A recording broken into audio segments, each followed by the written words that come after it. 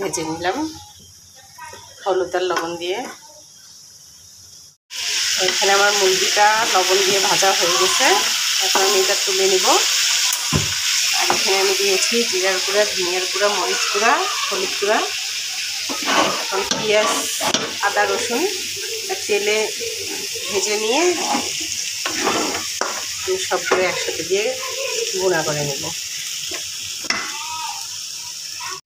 এইখানে আমি পেঁয়াজ, আদা বাটা, রসুন বাটা, তেজপাতা, মশলার পাতা একটু ভেজে নিব। এরপরে আমি মাংসগুলো দেব। মাংস ভাজা, আলু ভাজা।